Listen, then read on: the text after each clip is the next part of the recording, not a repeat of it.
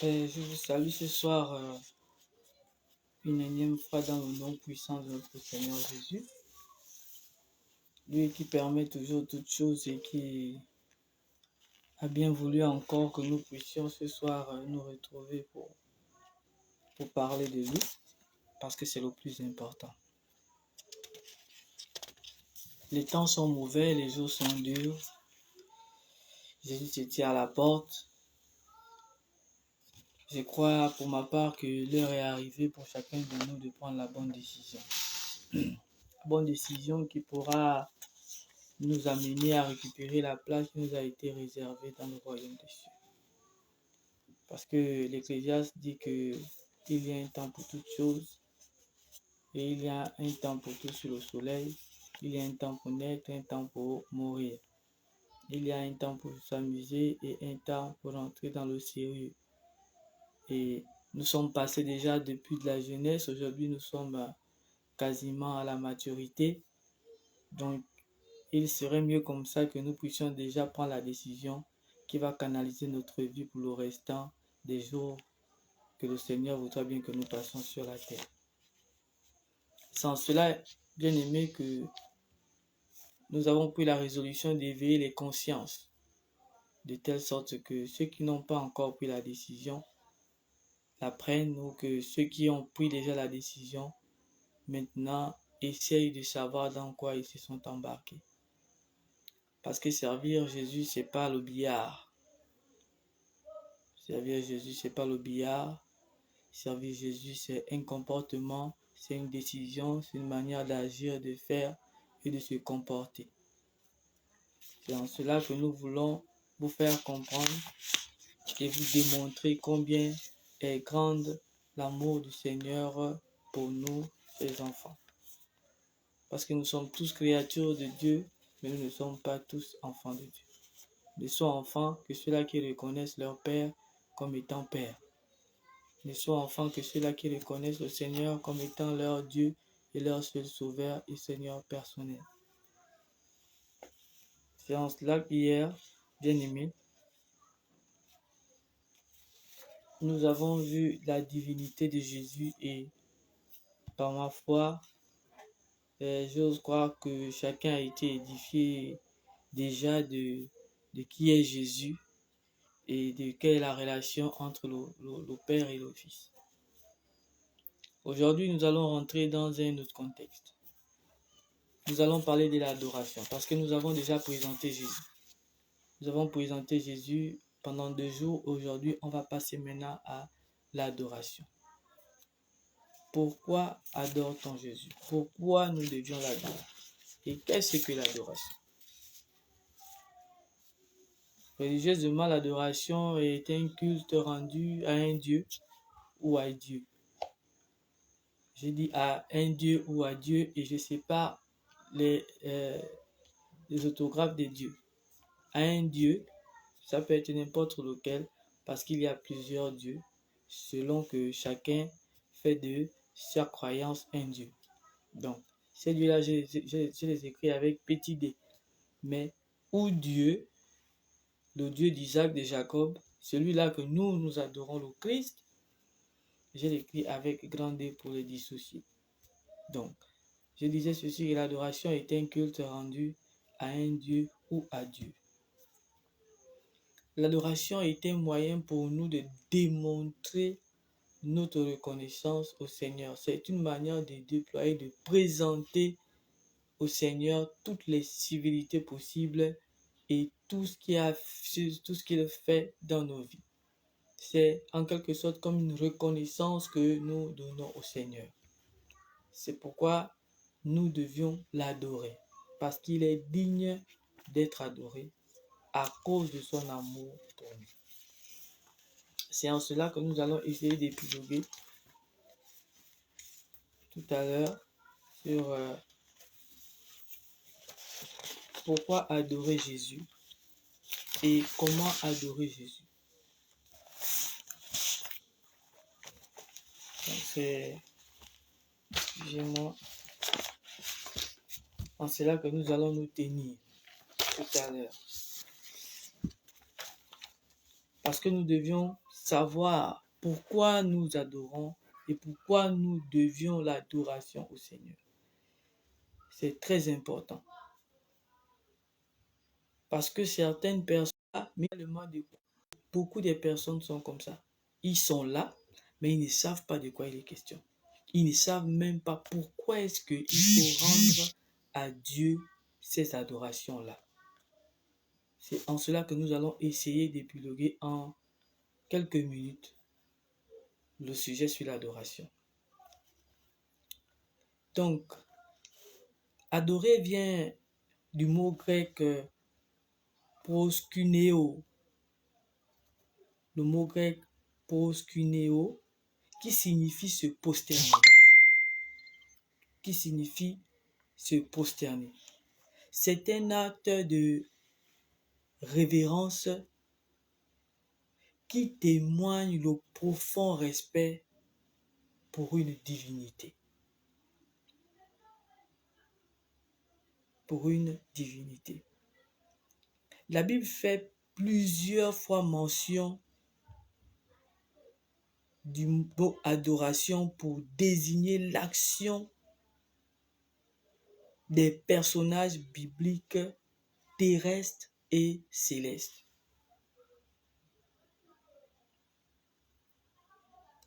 Donc, l'adoration, selon les Grecs, qui a été tiré du mot grec, vient du mot se prosterner. Adorer, c'est se prosterner. Se prosterner devant la majesté. Se prosterner devant Dieu, devant Jésus-Christ, qui a tout fait pour nous.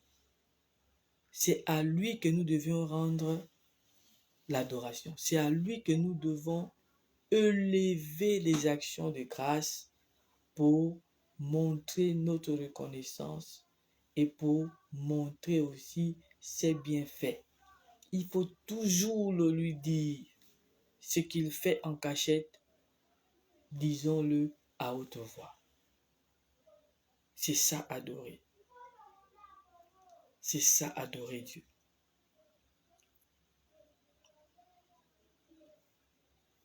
C'est ça adorer. Le but de notre création est d'adorer l'Éternel.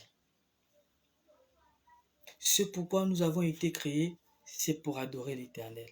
L'univers est organisé de façon à adorer Dieu. Les cieux racontent la gloire de Dieu et l'étendue manifeste sa puissance, comme nous le lisons dans le livre de Psaume, chapitre 19, au verset 1. Les cieux racontent la gloire de Dieu et l'étendue manifeste sa puissance. Donc nous devions en nous-mêmes, en soi-même, rendre au Seigneur les civilités qu'il est. Nous devions lui dire merci. Nous devions glorifier la vie, la paix, la joie, la santé qu'il nous donne. Nous devions chanter, nous devions apporter des offrandes pour manifester la joie qui nous anime de ce que un sauveur est venu pour nous, pour que nous soyons sauvés, que nous récupérions les positions qui nous sont dues. C'est très important. Adoration. Donc, les cieux racontent la gloire de Dieu et l'étendue manifeste sa puissance. Le livre de Psaume 19 au verset 1. On pourrait se demander ce que notre adoration ajouterait à la puissance de Dieu qui a créé un univers si parfait. Vous voyez? Et c'est logique. C'est-à-dire que nous devions adorer Dieu parce que nous avions été créés pour l'adorer. Mais nos adorations que nous faisions, nos adorations que nous adressons à Dieu là, ça ne peut rien ajouter sur lui. Parce que lui, il est déjà parfait. Parce que il incarne tout et tout est en lui. Donc, il ne faut pas que l'adoration là devienne comme un poids pour nous. Ah, je m'avais adoré. Ah, je me suis adoré. Non. C'est-à-dire, va adorer parce que c'est le propre de l'homme. Parce que la mission de l'homme sur la terre, premièrement, c'est d'adorer le Seigneur parce que il nous a fait à son image. Parce qu'il a tout créé, mais sur l'homme, il a mis quelque chose de particulier. Voilà pourquoi on dit l'homme est un Dieu, un demi-dieu sur la terre. Donc rien que pour la position qu'il nous a donnée déjà devant toutes les autres créatures, toute la création, nous devions l'adorer avec un cœur disposé et non une contrainte. Parce que notre adoration ne peut rien ajouter au Seigneur. Mais au contraire, lorsque nous l'adorons, nous nous faisons du bien à nos âmes. Parce que ce n'est pas le corps qui fusionne avec le Père, mais c'est l'esprit qui fusionne avec le Père. Donc, je disais ceci, on pourrait se demander ce que notre adoration ajouterait à la puissance d'un Dieu qui a créé un univers si parfait. En créant l'homme à son image, oh là là, en créant l'homme à son image, Dieu l'a fait supérieur aux autres créatures. En créant l'homme à son image, Dieu l'a fait supérieur aux autres créatures. L'homme est doté d'une intelligence destinée à le rendre capable d'apprécier la création et le créateur. Il n'y a qu'à nous à qui Dieu a donné cette opportunité-là. Les êtres, les autres là, les animaux, les végétaux, tout le reste là, ils n'ont pas la capacité de percevoir ça. Vous voyez combien de fois il a été généreux pour nous, combien de fois il a été bon envers nous. Il nous a donné la capacité d'apprécier la création, mais aussi de l'apprécier lui, parce que en appréciant la création, on fait le distinguo entre la création et celui qui a créé. Donc automatiquement, nous faisons la relation que celui qui a créé est au-dessus de ce qui a été créé. Et ça, il n'y a que l'homme. Comment ne pas l'adorer? Comment ne pas l'adorer? Comment ne pas le rendre des continuelles adorations? Comment ne pas nous prosterner devant une telle majesté? Comment ne pas? Une adoration des prières qui complient celles des hommes. Dans Luc 19, verset 10, nous rappelle combien Dieu pourrait se passer de notre adoration. Nous avons en effet plus besoin d'adorer Dieu que lui n'en a besoin. C'est ce que je disais tout à l'heure.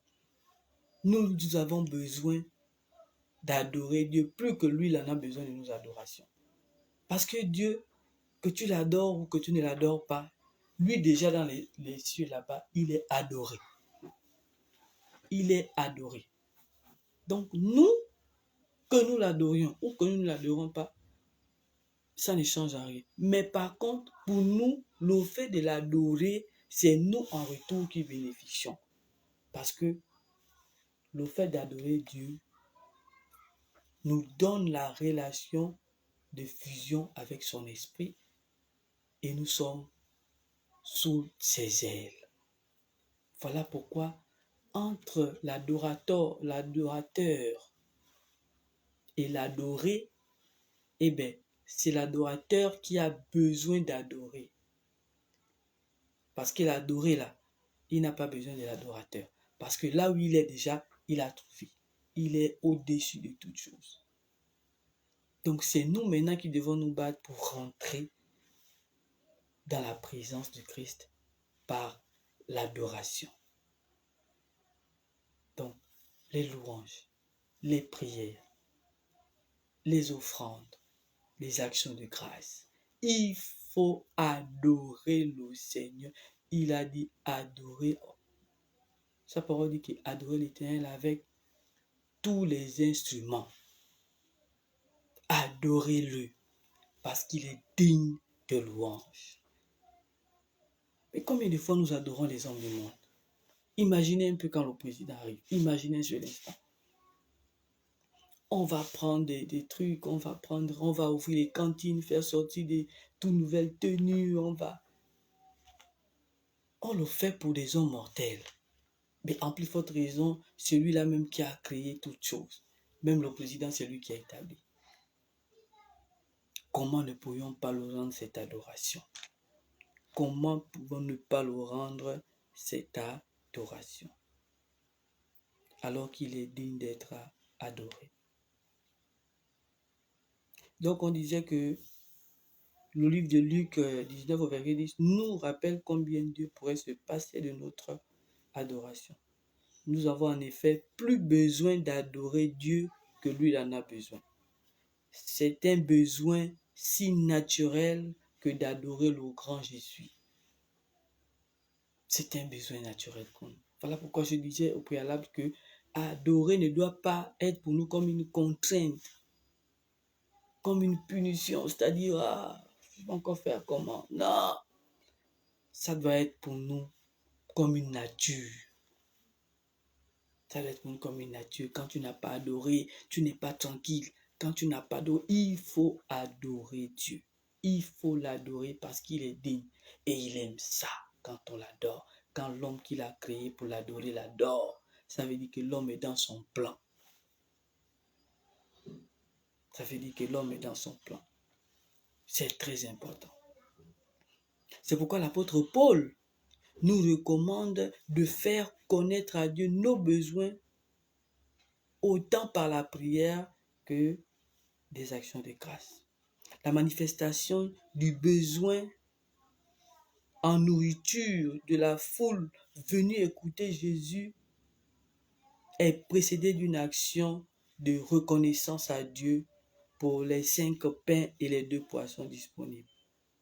C'est la bénédiction de l'Éternel qui enrichit, comme nous le voyons dans le livre de Proverbes 10 au verset 22. Au-delà du caractère physique de ce que nous recevons de Dieu, au travers de notre adoration, se trouvent des réponses plus intimes et plus profondes. Un esprit attristé a plus de chances de trouver consolation au travers d'une action adressée à l'Éternel. Certaines réponses de Dieu nécessitent une atmosphère d'adoration pour être révélée. L'Éternel parle tantôt d'une manière, tantôt d'une autre. Vous voyez? C'est-à-dire qu'il y a des choses qui peuvent nous être révélées rien que dans l'atmosphère de l'adoration. Parce que dans l'adoration, nous nous humilions. Et Dieu aime lorsque l'homme s'humilie. Parce que la Bible dit que l'humilité précède la gloire. C'est dans cette humilité-là que certaines choses dont tu as besoin, certaines choses dont le Seigneur avait prévu pour toi, peuvent se manifester lorsque tu t'humilies en l'adorant. L'adoration doit être pour le chrétien comme une force, comme une arme. L'adoration doit être pour le chrétien comme une nature, comme un droit qui lui a été donné. Donc, nous devions attraper l'adoration. Nous devions nous nourrir et nourrir nos âmes de l'adoration. Nous devions adorer Jésus-Christ. Nous devions l'adorer parce qu'il est digne de louange. Parce qu'il est digne d'être adoré. Parce que c'est lui-là qui est venu pour nous. Parce que c'est lui-là, l'agneau qui a été immolé. Parce que c'est lui-là qui s'est fait bon berger pour nous garder. Parce que c'est lui-là qui est la plénitude de la grâce par laquelle nous passons pour arriver à nos besoins. Parce que c'est lui-là qui est la plénitude de la divinité de Dieu qui s'est manifesté au milieu des hommes pour que nous contemplons la gloire de l'Éternel de nos yeux. Alors le Seigneur Jésus-Christ est digne d'être élevé. Il est digne ce soir d'être adoré. Nous devions l'adorer. Nous devions l'adorer. Nous devions adorer le Seigneur. Parce que toute la création a été faite pour adorer Dieu. Lorsque nous apprécions un fruit, lorsque nous apprécions une création de Dieu, eh bien c'est le don de Dieu qui est adoré. Et ça veut dire que cette plante-là, par sa douceur, glorifie aussi le nom du Seigneur. Nous devions, nous les hommes, nous faisons glorifier les végétaux. C'est nous qui faisons comprendre que tout ce qui est sur la terre là est bon. Parce que c'est à nous qu'a été donnée la capacité de la réflexion. C'est nous. C'est pourquoi Exode 23 dit, vous servirez l'Éternel votre Dieu et il bénira le pain et il bénira votre pain et votre eau et éloignera la maladie du milieu de vous. C'est dans l'adoration que le Seigneur vient pour pallier à ce qui manque autour de nous, ce qui manque au-dedans de nous. C'est dans l'atmosphère d'adoration, d'humiliation que Dieu vient pour nous relever. Parce que le seul qui relève, c'est le Seigneur Jésus-Christ. Si un homme dans le monde te relève, demain il va te refaire chuter. C'est comme ça que le monde est. Aujourd'hui, c'est lui le premier qui te prend, qui te met là-bas à l'escalier, le dernier échelle. Et demain, c'est le même qui te prend là-bas pour te mettre en bas, pour que tu sois la moquerie. Mais avec Jésus, ce n'est pas comme ça. Il t'a donné, il t'a donné. Et il t'a donné, c'est pour l'éternité. Voilà pourquoi le psaume de David, 150 au verset 6, nous dit que tout ce qui respire loue l'Éternel. Tout ce qui respire, mais sachant que tout ce qui est sur la terre respire. Donc, nous devions tous rendre des civilités au Seigneur de ce qu'il a eu la présence de nous faire et de nous donner son image. C'est une gloire d'avoir son image. L'image du Dieu vivant, qui est le symbole du Dieu invisible. Nous sommes à son image. C'est lui qui a dit, créons l'homme à notre image et à notre ressemblance. Voilà pourquoi je dis c'est un tort pour ceux qui disent que Dieu peut tout se faire, mais sauf se faire un homme. C'est un tort. Ne pensez plus jamais comme ça. Pour moi que la parole de Dieu vienne pour vous édifier aussi.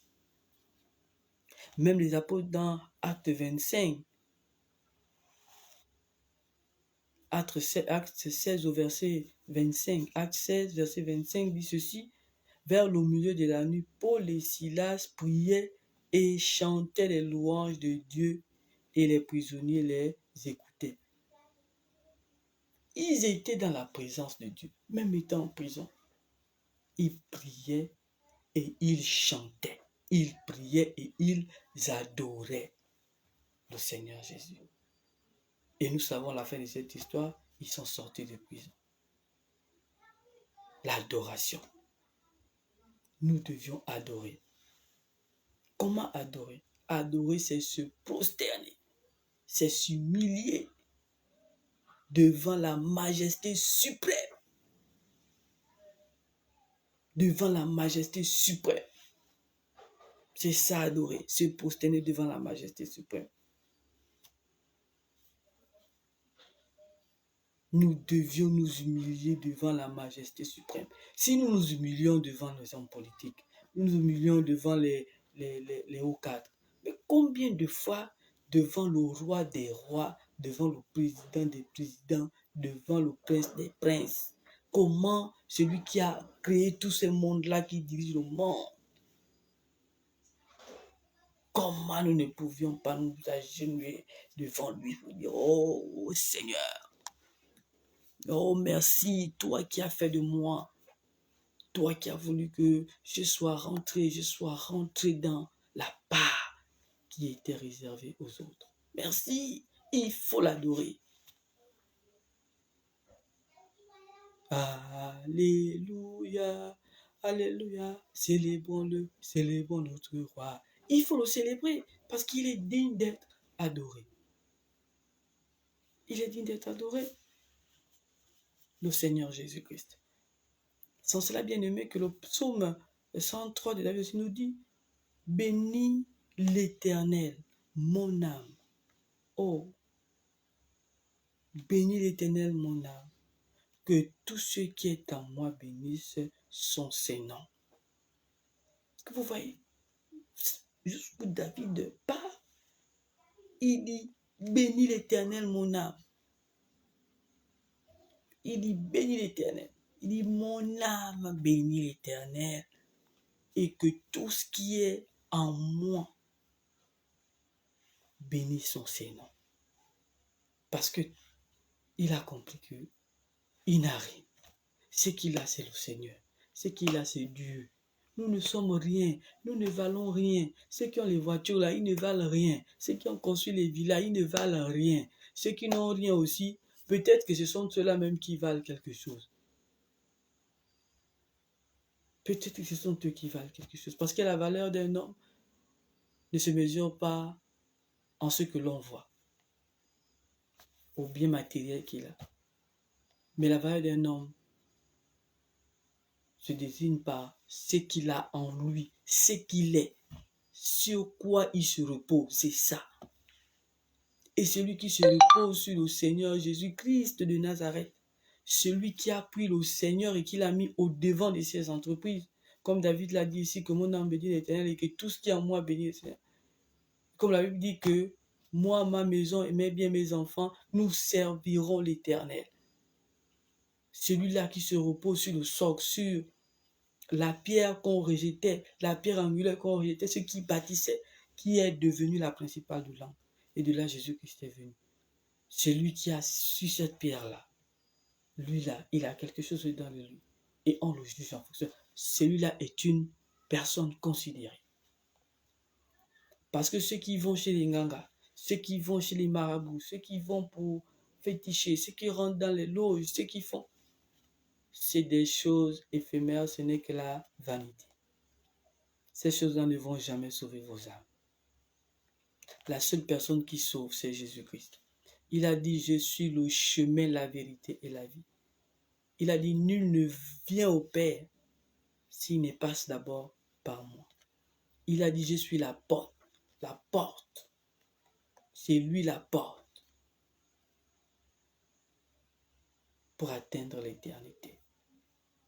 Il dit, mais il frappe. Si quelqu'un entend sa voix qu'il ouvre, il rentrera, il sera avec lui. Il dit, lorsque je parle, n'en dessus pas ton cœur. Bien-aimés, remettons nos vies entre les mains du Seigneur. Remettons nos vies entre les mains du Seigneur. Il est temps, parce que le mort ne peut plus se répandre. Quel que soit ce que l'on fait, comme les églises catholiques le font, ce qu'ils ont appelé messe de requiem, c'est fini. Ton livre est déjà fermé, ta page est fermée. Maintenant, c'est l'heure où tu vas rendre compte. La repentance, c'est soi-même. La repentance, c'est soi-même. Pendant que tu es vivant, prends déjà la bonne décision pour emprunter la bonne course qui va t'amener vers le royaume des cieux. Parce que nous tous sur la terre, nous allons y passer. Allez voir lorsqu'il y a des veillées mortuaires. Allez souvent à ces endroits-là. Ça vous permet de comprendre mieux la vie. Parce que lorsque nous sommes dans les boîtes de nuit, lorsque nous sommes dans les bars, lorsque nous sommes dans des cérémonies, des fêtes, des anniversaires, on oublie la vraie condition de l'homme. Mais quand tu vas à ces endroits mortuaires-là, tu te rends compte qu'un jour viendra aussi là où tu seras allongé et les autres viendront pour te faire un dernier au revoir. Quand deviendra-t-il ce jour-là? Quel sera ton témoignage? Qu'est-ce que tu laisseras à tes enfants? Parce que nous savons, ne faites pas les choses comme ces monnaies-là. Ceux qui disent qu'ils ont investi, ils vont laisser les enfants. Mon avis des choses, lorsqu'il est parti, ça pourrit. Les enfants sont incapables de garder parce que ça n'a pas été gagné dans le sens propre du mot. Ça n'a pas été dans la bénédiction, ça n'a pas été dans la vision de Dieu. Parce que la vision de Dieu, c'est que moi, mes biens et ma famille, nous puissions servir le Seigneur. Mais toi, tu l'as fait dans les obédiences, tu es allé dans les ngangas, tu as fait ça avec le sang de ton frère ou de ton enfant, de ta soeur. Et tu dis non, voilà, j'ai laissé un patrimoine à la maison. Mais tu les as tués, ça c'est la mort que tu les as donnés. Le meilleur patrimoine que tu peux laisser à tes enfants, que tu peux laisser à ta famille, c'est de les laisser Jésus. Je pars, restez avec Jésus. Mettez votre confiance en Jésus. Même là où ça ne va pas, Jésus va décanter la situation pour vous. C'est vrai que nous obtenons dans la dure, mais c'est parce que c'est définitif. Vous voyez les autres, comment ça se passe. Il vit 2 ou 3 ans, il part. Il vit 5 ans, il part. Mais il laisse quoi? Les voitures. Et après, quand son hôtel est venu récupérer, telle maison est venue récupérer, telle maison est venue récupérer. Mais finalement, qu'est-ce que tu es venu faire sur la terre? Si ce n'est même quand même pour sauver ne serait-ce que ton âme. Vous voyez, c'est compliqué. Donc ne tombons pas dans ces pièges-là. Ne tombons pas là-dessus. Donc je vous exhorte à prendre la bonne décision, celle d'adorer le Seigneur. Et demain, nous allons continuer encore avec l'adoration. Nous allons amener d'autres versets et nous allons épiloguer pour que la lanterne des uns et des autres soit complètement éclairée sur le sujet. Seigneur, je te remercie et je te rends la gloire de ce que ce soir tu as bien voulu encore nous amener à te comprendre. Parce que, Éternel, tu as voulu que nous puissions savoir comment t'adorer et pourquoi t'adorer. Nous t'adorons parce que tu nous as créés pour t'adorer. Nous t'adorons parce que tu nous as donné la capacité de distinguer la créature et le Créateur. Que ton nom soit béni, Seigneur éternel. Ce soir, je te recommande, Père éternel, toutes les personnes là qui m'ont suivi et qui ne sont peut-être pas connectées par faute de moyens. Je te recommande cette nuit, je te recommande ma famille, mes enfants. Je te recommande, Seigneur, la nation gabonaise et essaie de prier ce soir. Amen. Voilà, nous avons terminé pour ce soir. Pour ceux qui sont en retard, vous pouvez retrouver la vidéo dans ma chaîne YouTube. Vous tapez Jeudi Kael Koé, tout simplement. Et vous pouvez suivre l'intégralité de la vidéo. Je crois qu'il y a déjà 3 ou 4 vidéos qui sont en ligne. Et vous pouvez toujours comme ça regarder et en juger de vous-même la qualité du message qui est passé. Donc, je voudrais remercier ici toutes les personnes qui ne cessent de m'encourager. Mon ami Bruy Scolastique, mon grand-père Aimé Mouniangola du côté de Marché d'Akebe, il a Calmédan du côté de d'Oyem, à ma tante Joséphine Nianto du côté de Lambaréné, c'est au centre du Gabon. Je voudrais remercier comme ça toutes les personnes qui ont envoyé une notification et qui, ma foi, ne cessent de m'écrire. Vraiment que le Seigneur Dieu vous bénisse et qu'il nous amène à mieux nous comprendre et à comprendre son œuvre pour que à lui seul soit la gloire. Merci, je vous bénis. Que le Seigneur vous bénisse dans le nom puissant de Jésus. Bonne soirée.